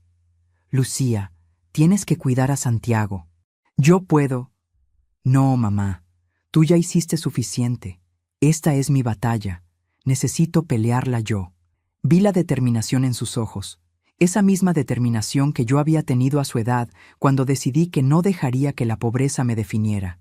Cuando trabajé 3 empleos para darle una buena educación. Cuando me negué a rendirme sin importar cuántas veces me cayera. Mi hija era más fuerte de lo que ella misma sabía. Solo necesitaba recordarlo. «¿Qué vas a hacer?», pregunté. «Hay una mujer en el mercado que vende dulces. Dice que puedo comprarle cajas al mayoreo y revenderlas. No es mucho, pero es algo». Así comenzó. Así mi hija se convirtió en vendedora ambulante. Compraba cajas de chicles, dulces y chocolates en la mañana. Salía con Santiago en brazos porque no teníamos con quién dejarlo. Recorría las calles. Tocaba las ventanas de los coches en los semáforos. Los primeros días yo iba con ella. La acompañaba. Cargaba a Santiago cuando ella se cansaba. Pero después de 3 días me dijo que no podía conmigo allí. «Me haces sentir más débil, mamá. Necesito hacer esto sola. Necesito demostrarme a mí misma que puedo». Entonces la dejaba ir sola cada mañana. A las 8:00 salía con Santiago en un cargador de tela, con una bolsa llena de dulces, con una botella de agua y una gorra para protegerlos del sol. Volvía a las 6:00 de la tarde, exhausta, con los pies hinchados, con la piel quemada, pero con dinero. 200 pesos un día, 350 otro, 180 el siguiente. Cada peso que ganaba lo guardábamos en un frasco de vidrio. Estábamos juntando para el abogado, para la batalla que se avecinaba. Pero entonces llegó ese jueves, ese maldito jueves a las 2:37 de la tarde que cambió todo. Yo había salido a comprar verduras al mercado. Tomé una ruta diferente a la habitual, porque había tráfico. Pasé por el cruce de Avenida Reforma con calle Hidalgo. El semáforo se puso en rojo, y allí estaba ella, mi hija, Lucía, caminando entre los coches detenidos, ofreciendo chicles a los conductores, con Santiago en brazos, mi nieto de 2 años con la piel enrojecida por el sol, sudando, llorando débilmente. El mundo se detuvo. Podía ver cómo los otros conductores la ignoraban, cómo subían las ventanas cuando ella se acercaba, cómo apartaban la mirada como si ella fuera invisible, como si mi hija, mi hermosa e inteligente hija que había sido maestra, que había tenido sueños, que había tenido futuro, fuera menos que humana. Algo se rompió dentro de mí en ese momento, algo profundo e irreparable. Era furia, era dolor, era amor, convertido en determinación absoluta. Bajé del coche. Los conductores de atrás comenzaron a tocar las bocinas. No me importó. Caminé entre los autos hasta llegar a ella. Lucía me vio. Y en sus ojos vi vergüenza. Vi humillación. Vi el peso de todo lo que había perdido. «Mamá, no te acerques. No necesito tu compasión». Pero yo me acerqué de todas formas. Me quedé frente a ella bajo ese sol que quemaba, rodeada por el olor a gasolina y al ruido de los motores, sintiendo cómo el asfalto caliente irradiaba calor a través de mis zapatos. Fue entonces cuando le pregunté, «¿Dónde están las joyas que te di?». Y ella me contó todo. Lo que ya te dije al principio, sobre Irma, sobre el robo, sobre Roberto creyéndole a su madre, sobre ser expulsada. El semáforo cambió a verde. Los conductores gritaban. Alguien nos insultó, pero yo permanecí allí, firme, inquebrantable. Sube al coche, le dije. Nunca más pasarás por esto. Ella me miró con lágrimas que se negaba a derramar en público, con esa dignidad que había aprendido de mí, con esa fuerza que corría en nuestra sangre. ¿Qué vas a hacer, mamá? Voy a hacer lo que debía hacer desde el principio. Voy a pelear. Y esta vez voy a ganar. La llevé a casa. Bañé a Santiago. Le di agua fresca. Le puse crema en las quemaduras del sol. Preparé comida. Y mientras hacía todo eso, mi mente trabajaba, pensaba, planificaba, calculando cada movimiento. Esa noche, después de que Lucía y Santiago se durmieron, saqué mi teléfono. Busqué el número que había guardado hacía más de un año. El número de Daniela Méndez, la primera esposa de Roberto, la mujer que me había advertido. Marqué. Eran las 11:47 de la noche. Ella contestó al tercer tono. «Señora Patricia, Daniela, necesito tu ayuda. Necesito todo lo que tengas sobre Roberto y su madre. Fotografías, documentos, testimonios, todo». Hubo una pausa. Podía escuchar su respiración al otro lado de la línea. Podía imaginar la sonrisa triste apareciendo en su rostro. «Sabía que algún día llamarías», dijo. «Tengo exactamente lo que necesitas. Roberto le hizo lo mismo a otras 2 mujeres después de mí. Todas tenemos archivos, todas estamos listas para testificar. ¿Por qué no hicieron nada antes? Porque teníamos miedo, porque estábamos solas, porque pensábamos que nadie nos creería». Su voz se quebró ligeramente. «Pero si tú vas a pelear, Patricia, nosotras pelearemos contigo. Ya basta de que los Sandoval destruyan vidas sin consecuencias». Quedamos de vernos al día siguiente. Eran las 11:52 cuando colgué. Me quedé sentada en la oscuridad de mi cocina, escuchando el reloj marcar los segundos, sintiendo cómo algo cambiaba dentro de mí. Había pasado 2 años tratando de proteger a mi hija con advertencias, con palabras, con preocupación. Pero las palabras ya no eran suficientes. Mañana sería el día en que comenzaría una guerra contra una familia que pensaba que el dinero y las influencias los hacían intocables. Una guerra contra un sistema que protegía a los abusadores y castigaba a las víctimas. Una guerra que pensaban que una mujer de 61 años, con pensión modesta y casa pequeña, jamás podría ganar. No sabían con quién se estaban metiendo. No sabían que las mujeres como yo, que sobrevivimos a la pobreza, que criamos hijas solas, que enterramos a nuestros esposos y seguimos adelante, somos invencibles cuando protegemos a los nuestros. No sabían que estaban a punto de enfrentar a una madre que ya no tenía nada que perder. Y eso, descubrirían pronto, era lo más peligroso de todo. Habían pasado exactamente 12 días desde ese jueves en el semáforo. 12 días en los que trabajé en silencio. 12 días en los que Lucía no tenía idea de lo que estaba planeando. Me reuní con Daniela el viernes a las 13:00 de la tarde, en la misma cafetería donde nos habíamos visto años atrás. Pero esta vez no vino sola. Trajo a 2 mujeres más. Marcela, 34 años. Roberto la conoció 3 años después de casarse con Lucía. Le prometió que se divorciaría. Le robó 150,000 pesos diciendo que era para invertir en un negocio juntos. Nunca vio ese dinero de nuevo. Andrea, 29 años. La conoció hace un año en un gimnasio. Misma historia, mismo patrón, misma mentira sobre estar separado. Ella había perdido 80,000 pesos y las escrituras de un terreno que heredó de su padre. Todas tenían documentos, mensajes de texto, correos electrónicos, transferencias bancarias, fotografías, un archivo completo de evidencia que Roberto pensó que había enterrado cuando terminó con cada una de ellas. «Pero hay más», dijo Daniela, sacando una carpeta gruesa. «Investigué a Irma. Tiene un historial. Hace 15 años fue acusada de fraude por una de sus empleadas domésticas. La mujer decía que Irma le robó joyas familiares y la acusó a ella del robo. El caso se cerró porque la empleada no pudo pagar un abogado y Irma tenía influencias. Mi sangre hirvió. El mismo patrón, la misma táctica. Irma había hecho esto antes y salido impune. ¿Qué pasó con la empleada?, pregunté. La deportaron. Era inmigrante, sin papeles, sin voz, sin justicia. Pasé el fin de semana organizando toda la información, creando una línea de tiempo, conectando los puntos. El lunes contraté al abogado, no el más caro, uno mejor, uno que había peleado casos contra familias poderosas y ganado. Se llamaba Ernesto Vega, tenía 58 años y una reputación de ser implacable en la corte. Cuando le mostré el archivo que habíamos compilado, sus ojos se iluminaron. «Señora Patricia», dijo, hojeando los documentos, «esto no es solo un caso de custodia, esto es fraude. Esto es un patrón de abuso sistemático. Esto puede destruir a los Sandoval completamente». «No quiero destruirlos», respondí.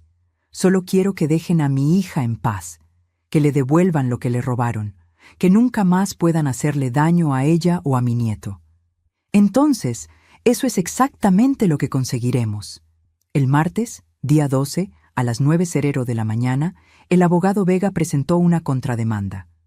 No solo defendiendo a Lucía de las acusaciones de negligencia y robo, sino acusando a Irma Sandoval de robo de propiedad privada, las joyas valuadas en 280,000 pesos según el avalúo que conseguí, difamación, conspiración para cometer fraude, abuso psicológico, y acusando a Roberto Sandoval de violencia doméstica, fraude económico contra múltiples víctimas, paternidad negligente.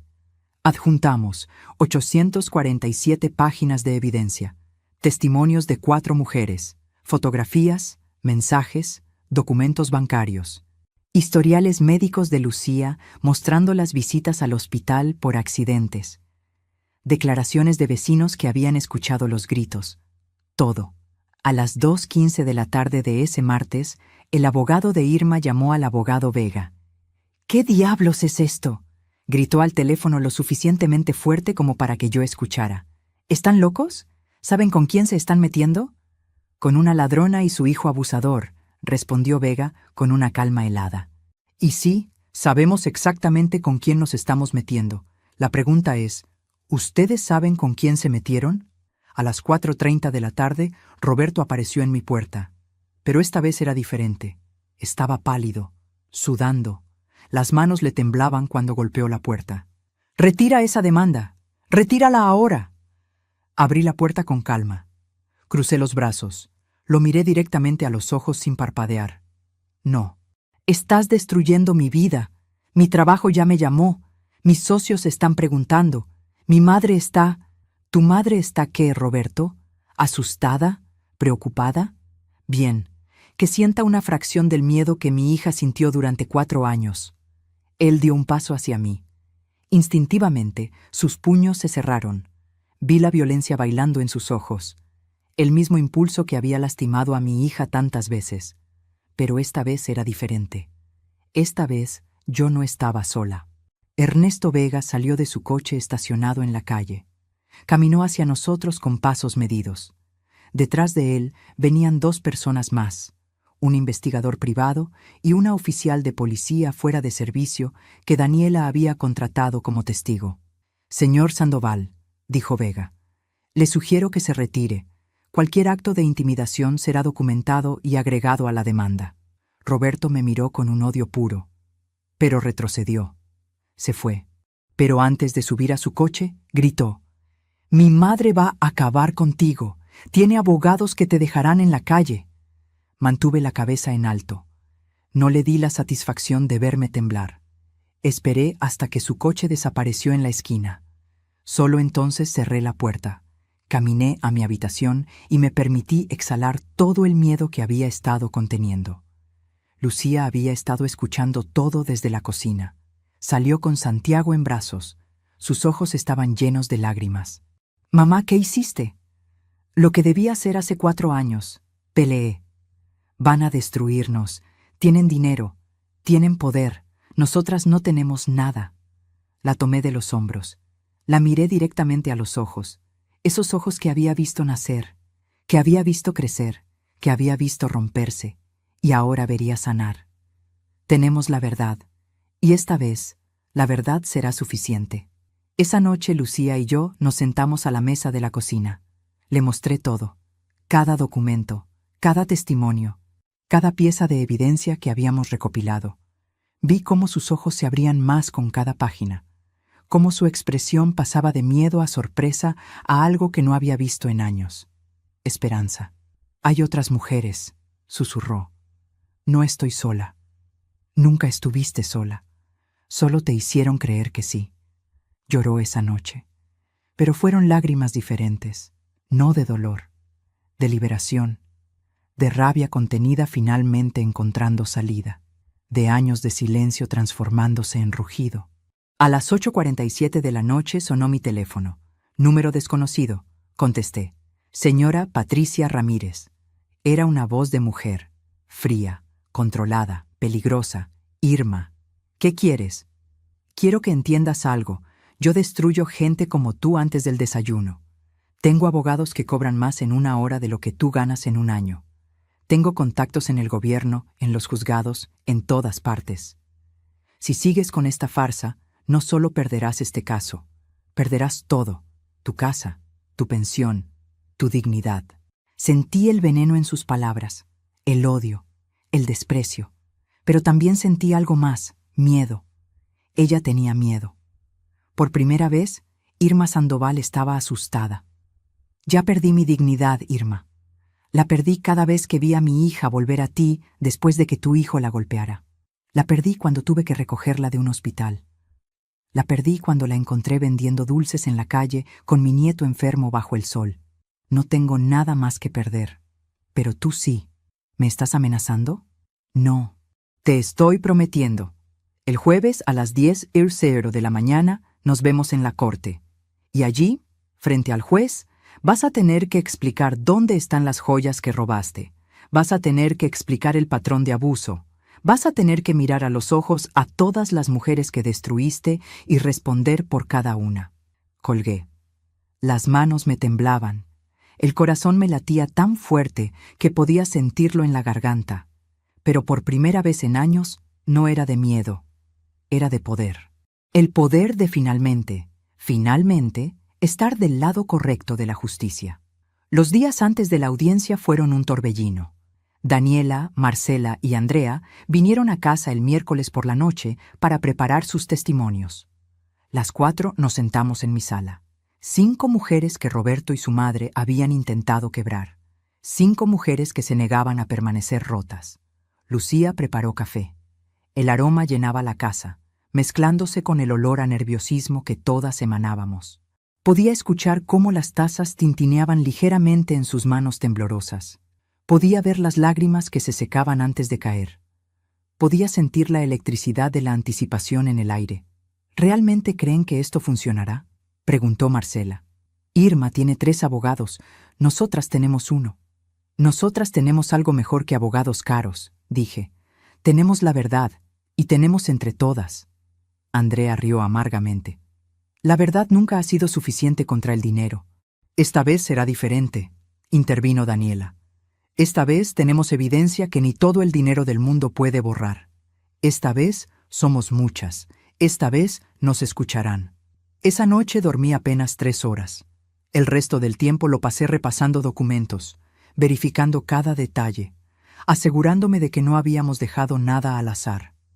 A las 5:32 de la mañana del jueves me levanté, me duché. Me vestí con mi mejor ropa, un traje azul marino que había comprado en una tienda de segunda mano, pero que estaba impecable. Los mismos zapatos que usé en mi boda, lustrados hasta brillar.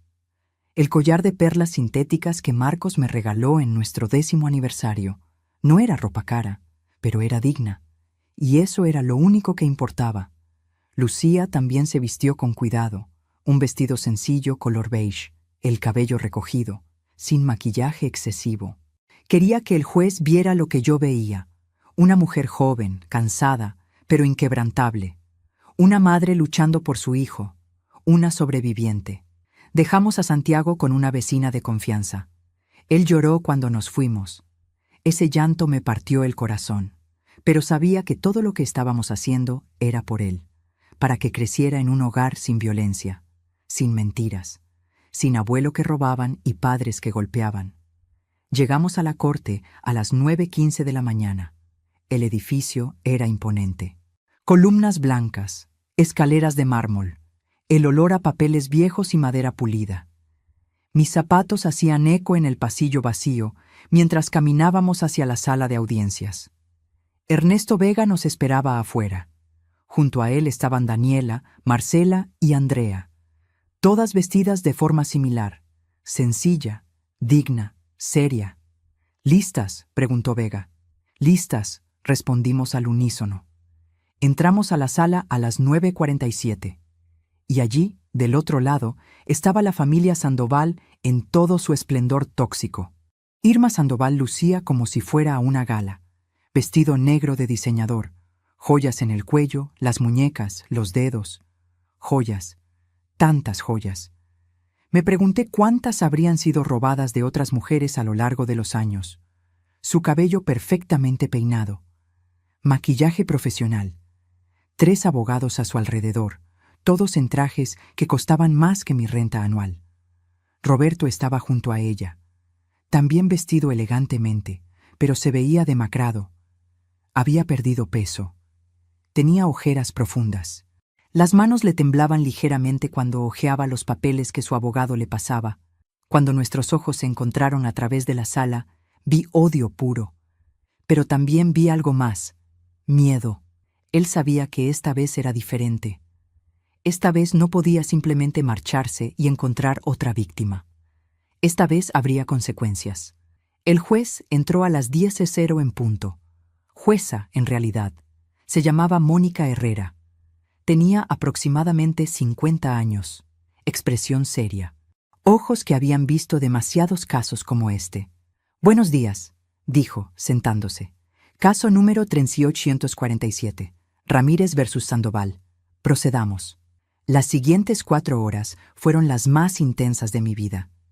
El abogado de Irma comenzó primero. Pintó a Lucía como una mujer inestable, irresponsable, mentirosa. Presentó evidencia de que había vendido las joyas ella misma para comprar drogas. Inventos completos sin una sola prueba real. Mi clienta, la señora Irma Sandoval, es una mujer respetable que intentó ayudar a su nuera durante tiempos difíciles, dijo el abogado con voz pomposa, y como pago fue acusada falsamente de robo. Es un insulto a su reputación y a su familia. Mantuve mi expresión neutral. No reaccioné. No le di la satisfacción. Luego fue el turno de Ernesto Vega. Primero llamó a testificar a Daniela. Ella caminó al estrado con pasos firmes. Juró decir la verdad. Y entonces habló. Contó sobre su matrimonio con Roberto, sobre las mentiras, sobre cómo él le robó 150,000 pesos, sobre cómo Irma participó activamente, convenciéndola de que prestara dinero para inversiones familiares que nunca existieron. ¿Tiene prueba de estas transacciones?, preguntó la jueza. Sí, su señoría. Daniela presentó copias de transferencias bancarias, mensajes de texto de Roberto pidiendo dinero, correos electrónicos de Irma garantizando que el dinero sería devuelto con intereses. Nunca vio un solo peso de regreso. Luego testificó Marcela. Misma historia, diferentes detalles, misma familia depredadora. Luego Andrea. Con cada testimonio, vi cómo la expresión de la jueza se endurecía, cómo tomaba notas cada vez más rápido, cómo miraba a Irma y Roberto con creciente disgusto. Finalmente, Lucía subió al estrado. Mi hija, mi hermosa, valiente, destrozada pero no quebrada hija, contó su historia con voz clara, sin llorar, sin dramatizar, solo hechos, fechas, eventos.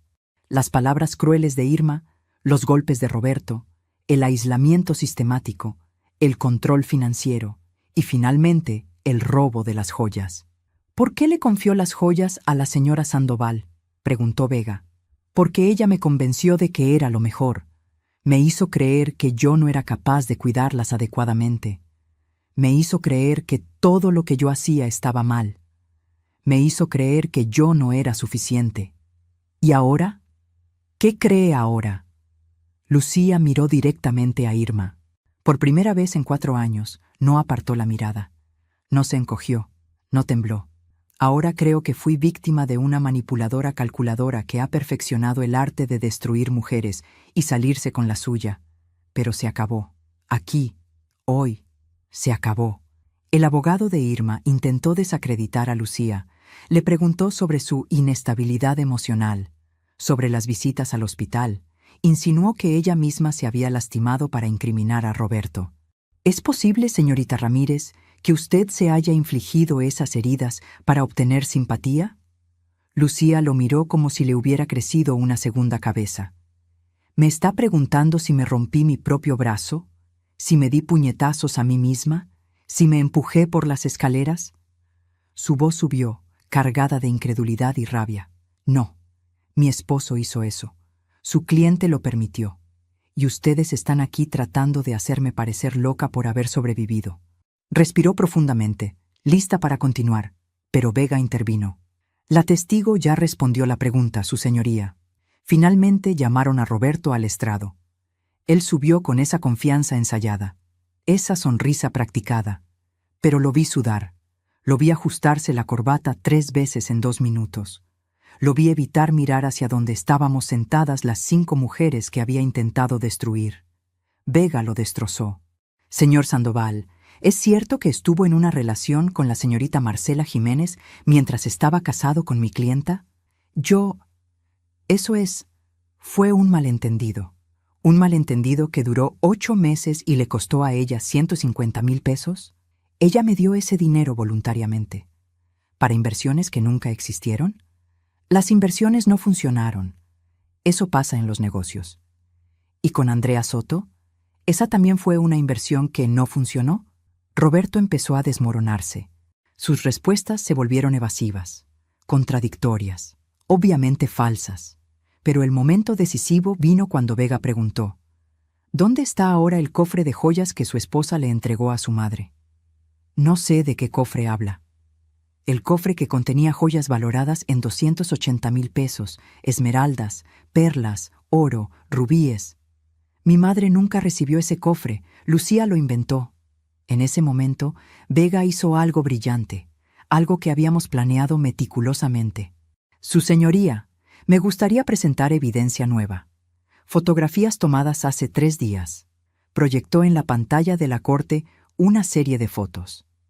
Irma Sandoval en una cena benéfica, usando un collar de esmeraldas. Las esmeraldas de mi abuela. Las mismas que yo había fotografiado años atrás cuando se las di a Lucía. Las mismas que habían pasado por 3 generaciones de mi familia. En otra foto, Irma usaba la pulsera de perlas. En otra, el anillo de rubí. Estas fotografías fueron tomadas el lunes pasado, explicó Vega. La señora Sandoval está usando las joyas que supuestamente nunca recibió, las joyas que supuestamente mi clienta vendió.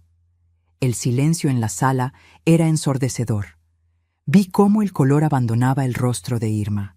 Vi cómo sus abogados se miraban entre sí con pánico. Vi cómo Roberto se desplomaba en su silla, entendiendo que estaban atrapados. La jueza se inclinó hacia adelante. Su voz era hielo puro. Señora Sandoval, acérquese al estrado. Ahora. Irma se levantó lentamente. Por primera vez desde que la conocí, no había confianza en sus movimientos. Caminó hacia el estrado como quien camina hacia el patíbulo. ¿Reconoce estas joyas?, preguntó la jueza, señalando las fotografías proyectadas. Estas son joyas familiares de los Sandoval. Han estado en nuestra familia por... Mentira, interrumpí. No pude contenerme.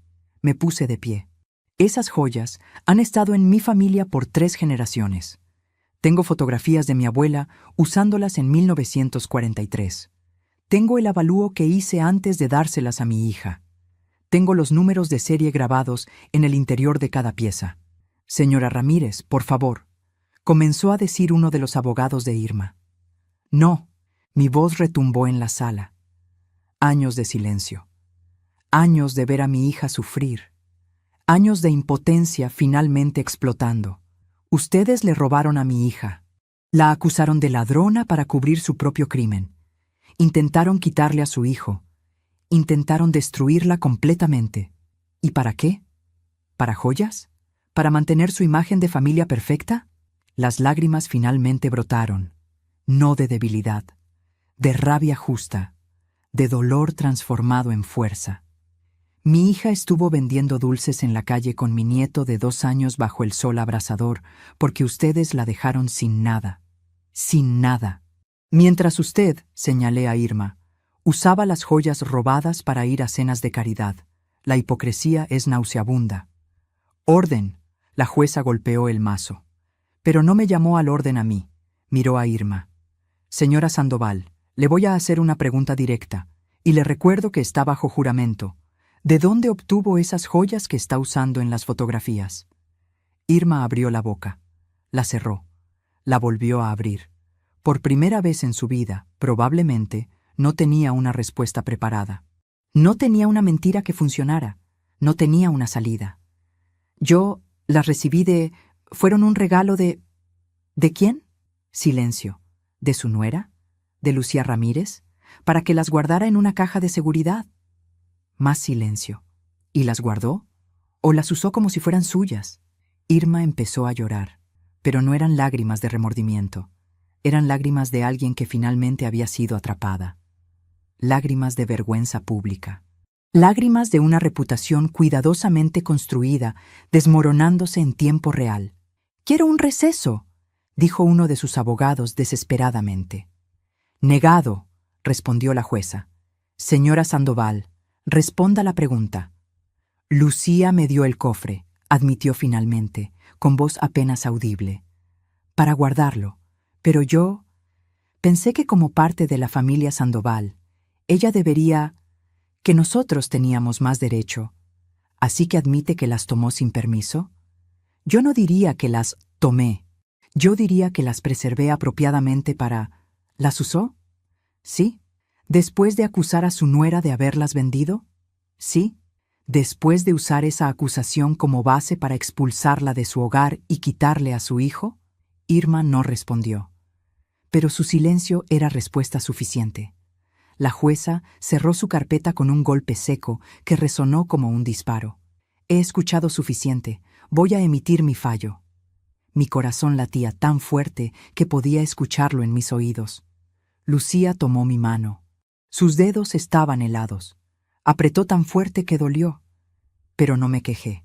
Nos aferramos la una a la otra mientras esperábamos las palabras que cambiarían todo.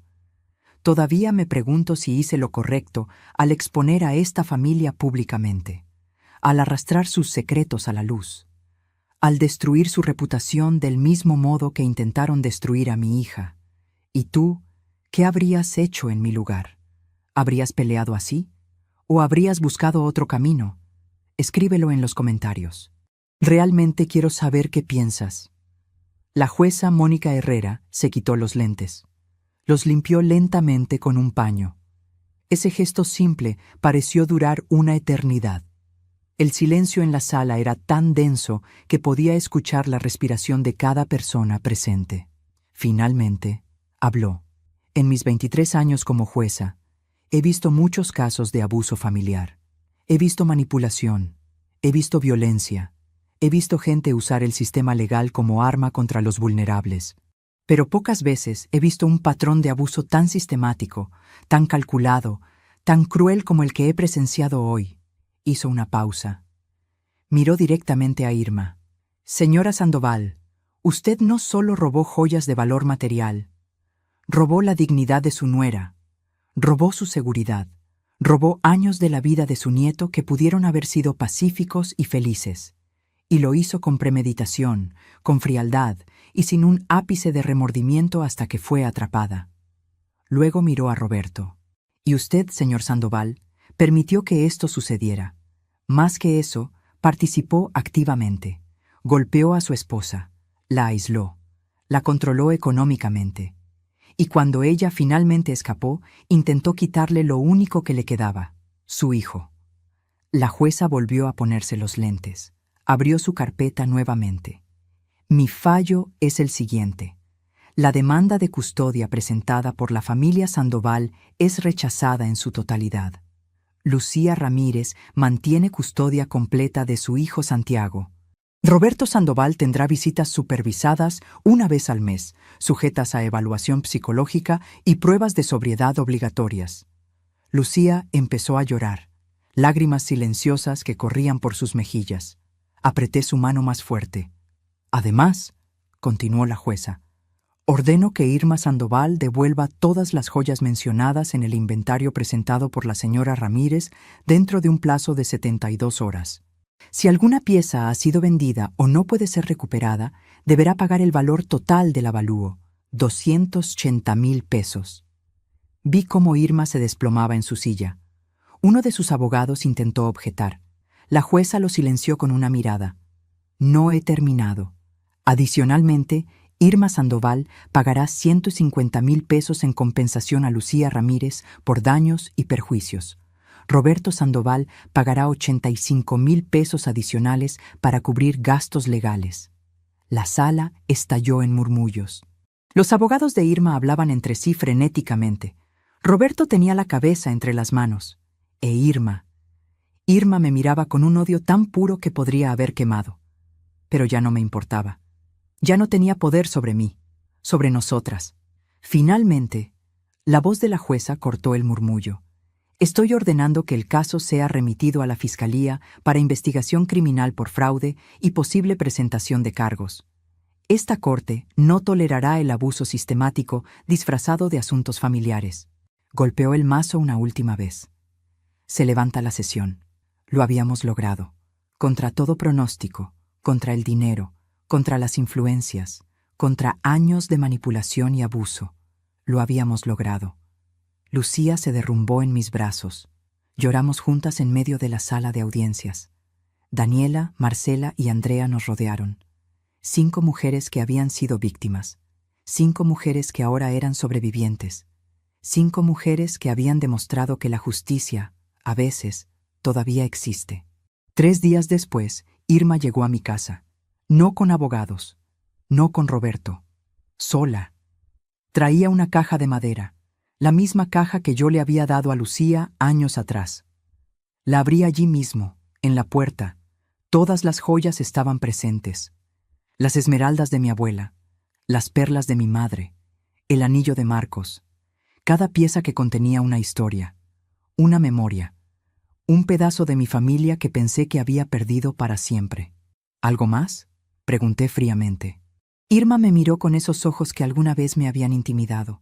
Pero ahora solo veía a una mujer derrotada. Una mujer que había construido su poder sobre la crueldad y ahora pagaba el precio. Espero que estés satisfecha, dijo con voz temblorosa. Destruiste a mi familia. No, respondí. Tú destruiste la tuya. Yo solo me aseguré de que no destruyeras la mía. Se fue. Nunca volvió.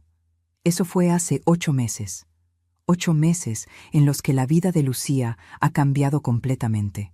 Con el dinero de la compensación y la venta de las joyas menos sentimentales, Lucía pudo alquilar un pequeño departamento. No es grande, no es lujoso, pero es suyo.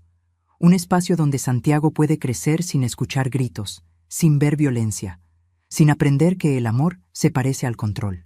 Lucía volvió a enseñar. Consiguió trabajo en una escuela primaria cerca de casa. Cada mañana se levanta a las 6:00. Prepara el desayuno para Santiago. Lo viste, lo lleva a la guardería. Y va a trabajar con la cabeza en alto. La veo 3 veces por semana. A veces más. Santiago pasa los fines de semana conmigo. Le enseño las mismas canciones que le enseñé a su madre. Le cuento historias de su bisabuela Rosa, de su abuelo Marcos, de las generaciones de mujeres fuertes que vinieron antes que él. Roberto cumple con las visitas supervisadas, a veces, otras veces simplemente no aparece. Está en terapia obligatoria, asiste a reuniones de alcohólicos anónimos. Dicen que está intentando cambiar. El tiempo dirá si es verdad. Irma enfrenta cargos criminales. El caso sigue en proceso. Pero perdió su posición en 3 organizaciones benéficas cuando salió a la luz su historial. Su reputación, esa cosa que valoraba más que la honestidad, quedó destruida. No por mí, por ella misma. Daniela, Marcela y Andrea también siguieron adelante. Presentaron sus propias demandas civiles. Están recuperando algo del dinero que perdieron. Pero más importante que eso, recuperaron su voz, su poder, su convicción de que merecían justicia. Nos reunimos una vez al mes, las 5, comemos juntas, hablamos, reímos, compartimos las victorias pequeñas de reconstruir vidas que fueron demolidas. Nos recordamos mutuamente que sobrevivimos, que somos más fuertes de lo que ellos querían que fuéramos. ¿Valió la pena? ¿Valió la pena la pelea? ¿El estrés? ¿Los meses de incertidumbre? ¿El miedo de que pudiéramos perder? Cada vez que veo a Santiago reír sin miedo, cada vez que Lucía me llama solo para contarme sobre su día, cada vez que veo esa luz volver a sus ojos, esa luz que pensé que había muerto, sé que sí, 1000 veces sí, he aprendido algo en estos 61 años de vida. He aprendido que el silencio protege a los abusadores, que la dignidad no significa aceptar el maltrato, que a veces el amor verdadero se parece a la lucha feroz, no a la aceptación pasiva. He aprendido que las mujeres como nosotras, las que venimos de casas modestas, las que conocemos el sabor del pan duro y el sudor del trabajo honesto, tenemos una fortaleza que el dinero nunca podrá comprar. Una fortaleza forjada en generaciones de sobrevivir, de levantarnos cada vez que nos tiran, de proteger a los nuestros contra todo y contra todos. Eran las 2:37 de la tarde de un jueves cuando vi a mi hija vendiendo dulces en el semáforo, cuando le dije, «Nunca más pasarás por esto». En ese momento no sabía exactamente cómo cumpliría esa promesa. Solo sabía que la cumpliría. Y lo hice. Hoy, 8 meses después, mi hija no vende dulces en semáforos. Enseña a niños a leer, a soñar, a creer que merecen un futuro mejor. Enseña las mismas lecciones que yo le enseñé. Las lecciones que mi madre me enseñó. Las lecciones que atraviesan generaciones de mujeres que se negaron a romperse. Si estás escuchando esto y estás en una situación similar, si alguien te está haciendo sentir pequeña, controlada, sin valor, quiero que sepas algo. Mereces más. Mereces respeto. Mereces seguridad. Mereces amor que no duela. Y si necesitas pelear por eso, pelea. Pelea con cada gramo de fuerza que tienes. Pelea con la verdad como arma.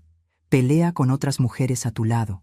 Porque cuando nos unimos, cuando nos negamos a permanecer en silencio, cuando nos atrevemos a exigir justicia, somos invencibles. Esta es mi historia. La historia de cómo una mujer de 61 años, con pensión modesta y casa pequeña, se enfrentó a una familia poderosa y ganó. No porque fuera más fuerte, no porque fuera más inteligente, sino porque tenía algo que ellos nunca tuvieron: la verdad, el amor incondicional y la negativa absoluta a dejar que destruyeran a mi hija. Esa tarde en el semáforo cambió todo. El sol caía implacable, el asfalto quemaba, los conductores tocaban las bocinas, pero yo me quedé allí, firme, mirando a los ojos a mi hija, prometiendo que las cosas cambiarían, y cambiaron. Las promesas resonaron en ese cruce, se extendieron por la ciudad que nos vio nacer. Llegaron a una sala de audiencias donde la justicia finalmente prevaleció. Se convirtieron en realidad en un departamento pequeño donde una madre y su hijo duermen seguros. Y esas promesas siguen resonando. En cada mujer que escucha esta historia y decide que ya basta. En cada madre que protege a su hija. En cada abuela que enseña a su nieto que el amor verdadero nunca debe doler. Esto es lo que quiero que recuerdes. Nunca es demasiado tarde para pelear. Nunca eres demasiado vieja, demasiado pobre, demasiado cansada. Cuando proteges a quien amas, encuentras fuerzas que no sabías que tenías. Y esa fuerza nacida del amor y templada por la injusticia, es la fuerza que cambia el mundo. Una familia a la vez, una mujer a la vez, una historia a la vez. Esta fue la mía. ¿Cuál será la tuya?